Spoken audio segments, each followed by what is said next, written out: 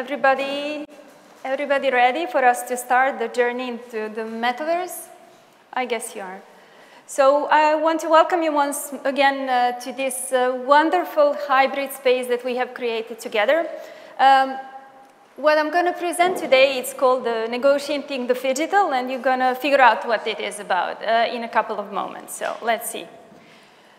But before I start, I wanted to tell you, who am I to tell you? I'm just an agent who has been in the field for a long time, and I'm a curator, and I'm an independent art critic. But what I have witnessed this year in the community of the Clubhouse primarily, I must say, and it was before March this year, is that there was an explosion of the transgenerational dialogue, transdisciplinary emergence of new phenomena, and I have never seen so much energy. Although I have been in the field of contemporary art for almost 20 years, I have never seen so much energy as much as I have seen in the emerging field of the new phenomena. People would say that maybe the digital natives would have a better take on this, but I think that we are here to negotiate not only what I call the phygital space, but also a transgenerational dialogue. As you can see here, I do belong to the Generation X, but all generations are welcome. And I think that, this is one of my values. I just simply want to live in the world where the communication will be transgenerational, in a sense that the older generations as well will not be deprived of the new technological experience, which can occur very often. I have witnessed. Simply, there are different languages that are to be translated. But the phygital experience that I want to communicate with you is a combination of the physical and the digital experience. And it's a hybrid experience that has been connected to the phenomenon called the Metaverse. Metaverse is the phenomenon that has been named at the beginning of the 90s. And there was a science fiction author who has he was just the godfather of this term at the beginning of the 90s, as you can see in the snow car crash novel. And, but the Metaverse now is just a very, very wide phenomenon, and also an opportunity for everybody who is dealing with the computer graphics.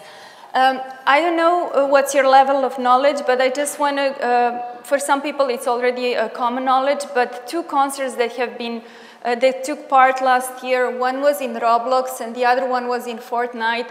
These were the phygital experiences that have changed the customer experience tremendously. You see here Travis Scott in Fortnite and Lil Nas X in Roblox. So these games, so to say, Fortnite is just one of the metaverses. But the metaverses that I have been working with Tanya Vujinovic, who is an artist who is represented here, are two other metaverses. One of them is called the VR Chat, and the other one is called Sansar. While VR Chat is much more populated than Sansar, Sansar is still an emerging phenomenon. It's not populated. And these realities, virtual realities, are not so much connected to the phenomenon of cryptocurrencies as we would think. But Decentralization, for example, is a metaverse that's super connected to the cryptocurrencies. People are basically, this is just one of the examples, people are basically buying virtual land for cryptocurrencies. They're inhabiting these worlds. And of course, we could say, especially in my generation, one of my friends has a shop in Second Life for 20 years now, and he's selling furniture in Second Life. But there has been a difference with these metaverses that have emerged. They have blossomed this year. People who take part into these worlds, they're simply part of a very large community. They have, and the community is something that I want to emphasize is extremely important when we talk about the Metaverse. People who are taking part in these worlds as avatars, they simply have a special field, a special sense of belonging. So, of course, we wouldn't have been talking about the digital experience if there wasn't for the digital turn of the 2020. We have been all hooked up to the machines, to the computers due to the to the pandemic strike. But what I want to emphasize, and I want to tell you that you should keep in mind, is that the technological revolution is something that is yet to come. It's not yet something that has happened. We all think that we are too hooked, and our dopamine levels are dependent on our dependence on the computers and other screens. But the fact is that it's still yet to come. So for everybody who is interested in the industry, this is the time to figure out what the future might like, and maybe to figure out what's the position that you could take into this new evolving reality, because it's, as we can see, VR chat is populated, but Sansar is not. So for everybody who is working on the convergence of technology, arts, film industry, gaming, there is a lot of space for new creations, new ways of thinking. It's just a different logic from the one that was simply the logic of the physical experience. So think about negotiating the phygital. Of course, because it's a business, of course, at one point, many people would say that at this point, those more philosophically oriented people would say, well, we think of digitalism as if it is our new vitalism, and it's really dangerous because we're going to be controlled very soon by the machines. Right, but we still don't know. So we still have a little bit of gap in between to figure out how we're going to negotiate our experience and our life with the machines. So I'm not personally I'm not a techno-pessimist, but you will encounter many techno-pessimists, of course. I'm more of a realist, and I think that all this new phenomenon has generated new experiences for the audiences that has been so tired of the contemporary art experience in the usual way. So for me, it's more about the experience. So you would say this is a piece of art from the 18th century, right? It's William Blake, and it's the Ancient of Days setting a compass on Earth, actually. And you would probably ask yourselves, why are we talking about it now? But the thing is that one of the museums in UK has been very progressive, and they said, we understand that something is going on and the change is coming.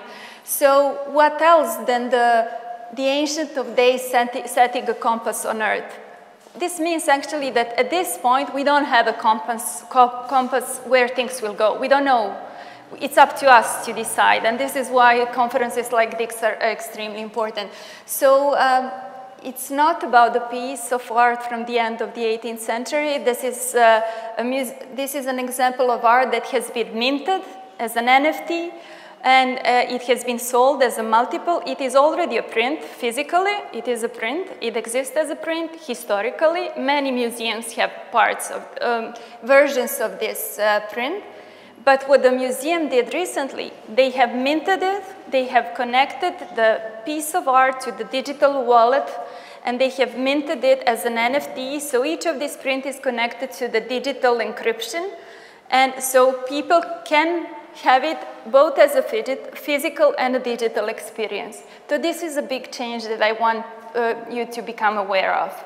And I think this is a beautiful example of an art institution trying to figure out what's going to go, because they didn't only mint it and release it as a non-fungible token, new type of file.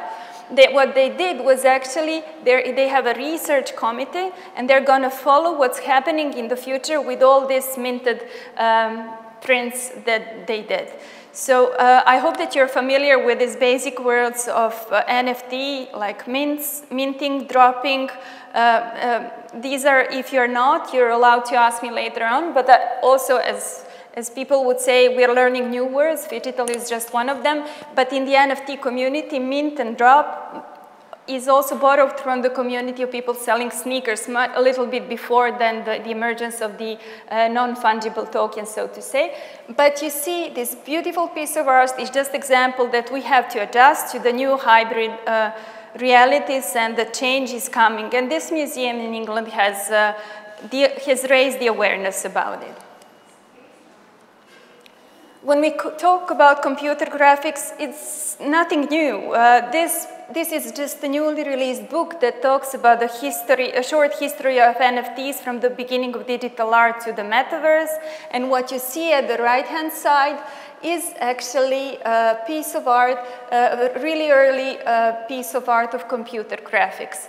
And it is beautiful to trace the history backwards. And people would say, well, so what's different about today? Well, there have been some, not only technological improvements, but also improvements of the people who are using technology. And also, there has been a very supportive community that needs some change. It's not enough for the new generations to just go to the museum and have a passive experience. So this is where we are tracing our genealogy from, but we are coming to a totally new territory, basically. The person who has published this book is a person who has early on invested in something that's called the CryptoPunks. The CryptoPunks, how many of you are familiar with CryptoPunks? Can you, yeah.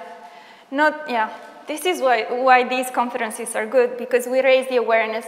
Well, CryptoPunks, you can see them up here. They were all over in the physical experience of New York. You would find them on prints, on metro stations or whatever. But the person who has published the book that I just have showed you, he has invested in the CryptoPunks back in 2017, and he made the first exhibition about NFTs.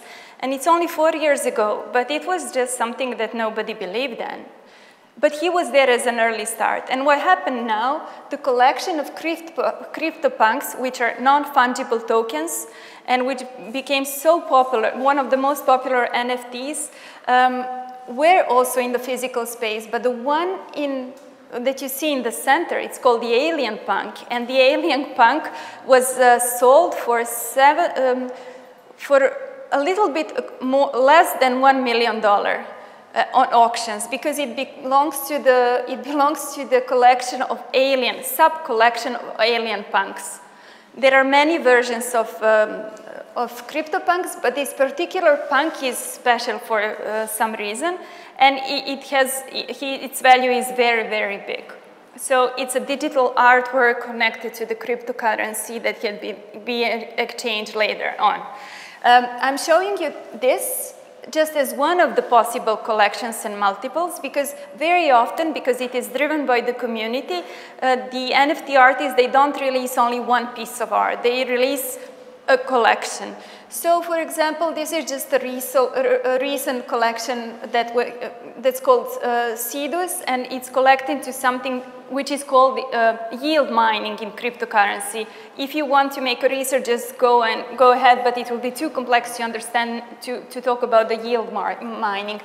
But it's not only connected to this one specific digital encryption, but there is much more story about it. So people, in order to promote their collections, the one below, it's called the Glitch Gal, and they're actually moving. The one just above it, it's called Cosmic Pose, and the community of people who gather themselves around the application called the Clubhouse. They wanted to celebrate the day that the first dog was sent away to the universe, like on the intergalactic journey of a dog. So they generated many different cosmic pose.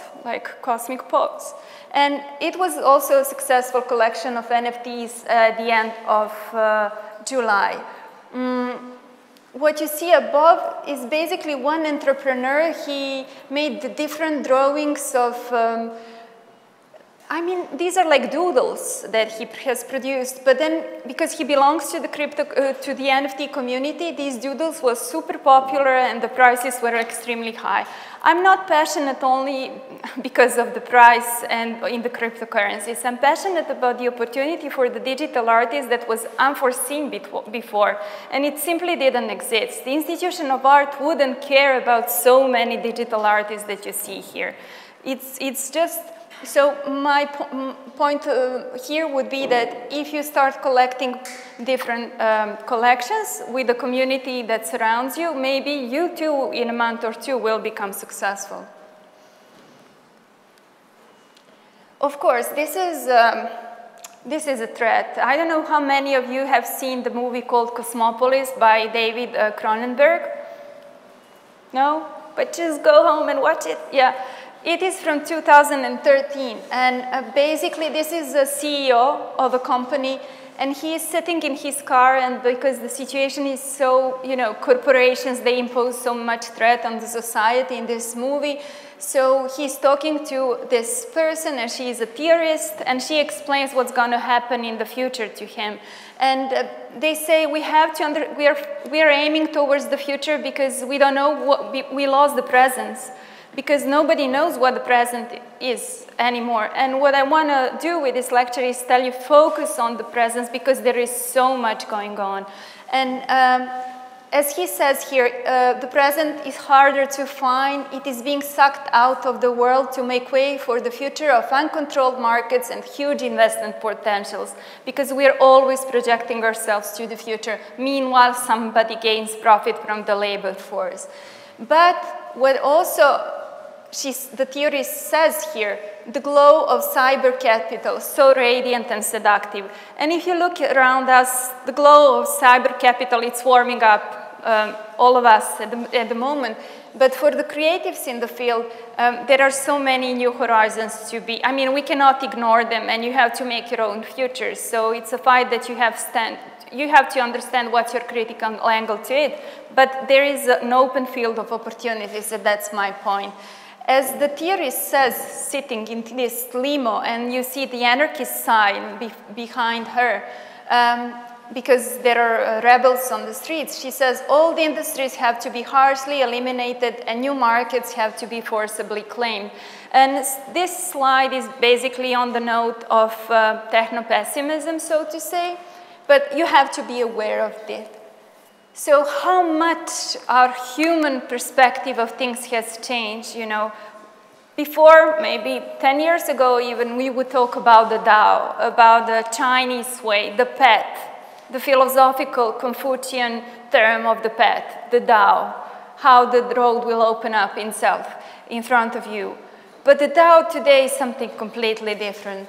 The term DAO stands for the Decentralized Autonomous Organization and can be described as an open source blockchain protocol governed by a set of rules created by its elected members that automatically execute certain actions without the need of the intermediaries. And this doesn't have to be pessimistic as you would think, because the very idea behind the blockchain at this moment, the initial idea, was the idea, the philosophical concept of decentralization.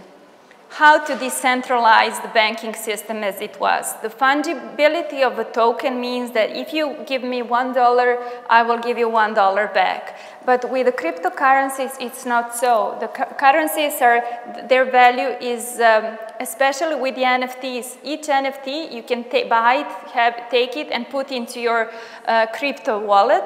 There are many different crypto wallets. They're emerging. One of them was called the MetaMask application, so to say. But the thing is that I don't know to be frank, I don't know what's going to happen with the banking system and the cryptocurrencies. But what I can see and what I have perceived since the explosion of the NFTs in March and April this year is that the explosion of NFTs has decentralized completely the institution of art. Well, while many artists would say we don't know how to get to an exhibition, how to get a show, how to become successful, how to escape the position of me being a poor Eastern European, which is also a stereotype, right? But how to escape the idea of being a poor Eastern European artist, or so to say.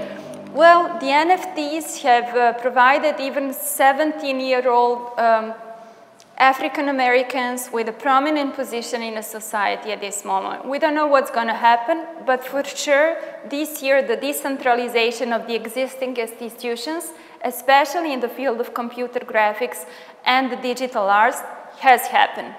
So for anyone who wants to seize the opportunity, try to figure out how.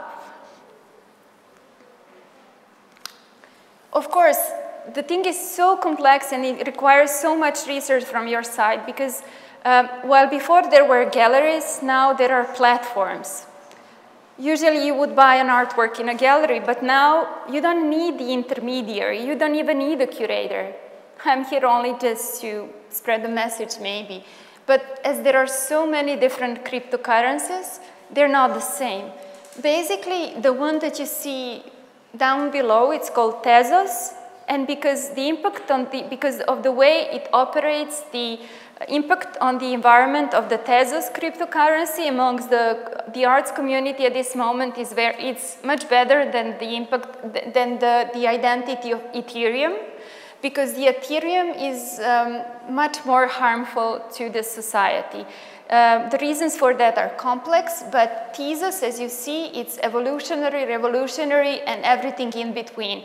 If you belong to the NFT community in March, let's say if we would like to enter the community back in March, then nobody would talk about this platform called HIC at Nunc. But now, if you want to take part and mint and drop your NFTs, which means that before that you have created a computer graphic that would fit and that you want to invest in and mint it as an NFT, basically there were various platforms, but HIC at Nunc was non-existing. SuperAir is one of the nice platforms that I like because the art that they have on their platforms is super curated. They have people who really take care of curating, and I mean it's not that easy to enter as it is to enter at the OpenSea, for example. That's another platform, but HIC at Nunc, because it is connected to the cryptocurrency called Tezos, it is less harmful to the society, and now very popular among the NFT artist community. Some other platforms have been connected to Ethereum, and because people are, of course, conscious, they're not as much popular now, but just to give you an insight into the complexity of all these cryptocurrencies, some of these people who are having currency, they can gain it because they have the proof of work, and which means they're mining cryptocurrencies. And the other people are, because they're exchanging it because of the proof of stake method that they are using. So it's a completely new horizon, a new continent, as if Columbus have as if Columbus have found a new continent, I would say. But of course, we couldn't say that there are artists who agree. We can also say that there are many artists who they disagree with what's going on completely. And one of these artists who has been a digital artist for a very long time, his name is bengrosser.com. He has very interesting art online. You can go and look for it. His critic was, he says, tokenize this. And it says, welcome to your unique digital object. And he says, you can buy this, but you can never see it again. So it was his disruption of the system. Like he says, this page only exists as long as you're here. Once you leave, you can't return. However, you can always get a new one.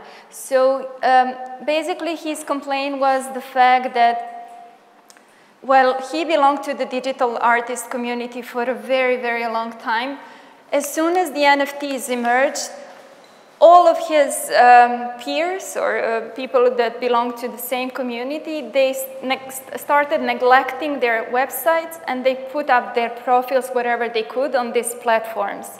Because, of course, it is about the money, but from what I have been perceiving for the last 9 months, I wouldn't say it's only about the money. It's about the sense of belonging.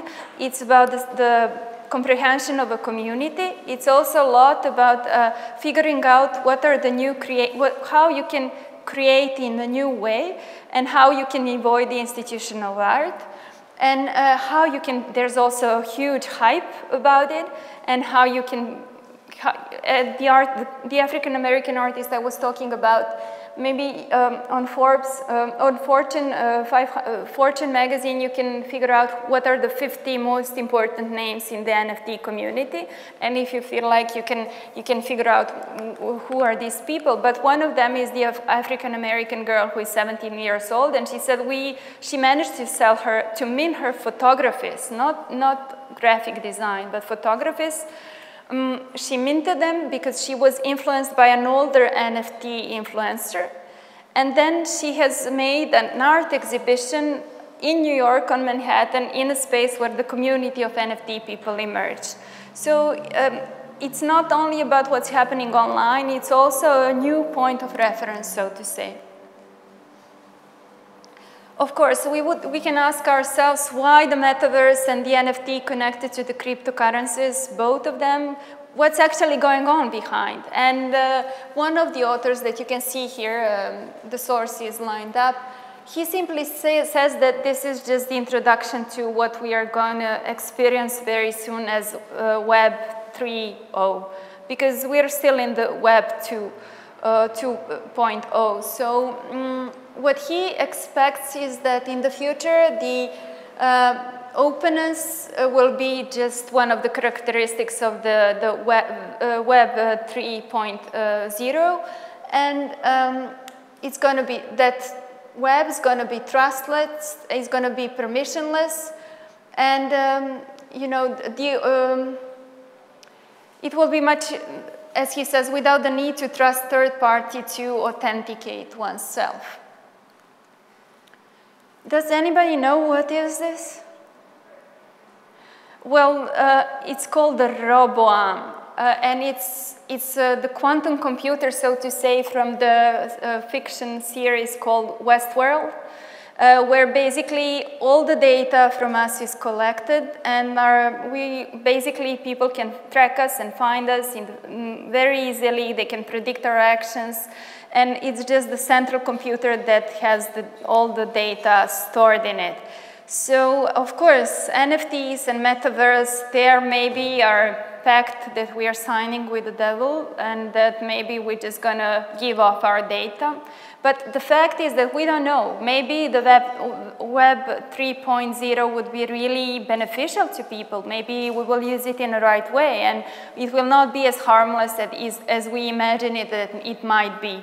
But this is, of course, a fiction, but we all know that companies, and this is the legacy of Web 1.0, people have used the fact that the rights of the people who are using computers are just not protected, and the data was collected, and it is continuing to be collected. But because this is a computer graphics conference, I will leave up to philosophers and fighters in a different context to figure out that. I just want you to remember that it's up to us to figure out how we're going to position within the system, and if the system will play for us or we will play for the system. So the negotiation to end up, the negotiation, because the title of this presentation is called the negotiation between the physical and the digital. It's also the negotiation between the humans and the logic of the humans and the logic of the robots in the future. The needs of the robots are much more different than the humans. What you're supposed to do is to figure out what is that the computers will not be able to do in the creative sector in the future. That's the role of the people dealing in what cannot be delegated to an algorithm or a software or whatever. And I think if we are at the right moment to figure this out. So it's also very important to make a distinction between the digital objects and the digital experiences, because digital objects you can create them in your field of computer graphics without being conscious of the context, right? But digital experiences, this is something that requires you to be context responsive. And it's also important to figure out in these phygital experiences whose parameters are we talking about, and I'm talking here about social, emotional, ethical, aesthetic. So because when we talk about the difference between the machine and the computer, and when we are dealing with the software, we always say that the error is human-made. But when we talk about the system and the software, then they would say it's a natural fault of the system. So there's this difference of the human error and the natural fault of the system. Also, what will be extremely important for any creation in the future is the community you belong to, that I already emphasized a couple of times. And also, like in any process of negotiation, it's important to know if we are, because we are experiencing the Phygital experience, it's just important to understand if we are negotiating the exit or the entrance. Is the Phygital experience exiting our human experience or not? And how we are going to communicate this exit or the entrance, and how we're going to use computer graphics to do so.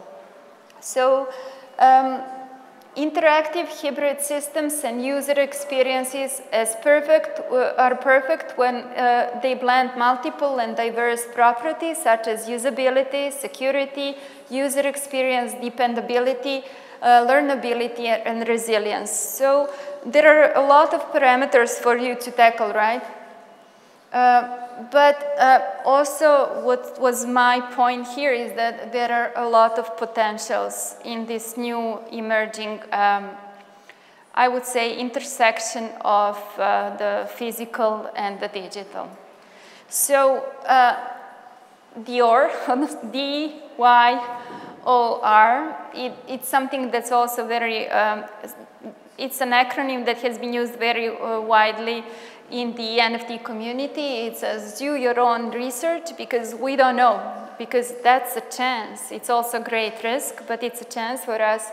We don't know what's going to happen, but the change is coming. We are living at a time of change, and more revolutions are yet to come. Metaverse and the NFTs are just two phenomena that have emerged and that are changing a lot the existing institutions. But you know, as they say, whenever you negotiate something, it's important to understand how much you're willing to lose, and if you're determined to win. So thank you. If you have any questions or suggestions, so be free to reach out, and I hope I did inspire some of your thoughts and future actions.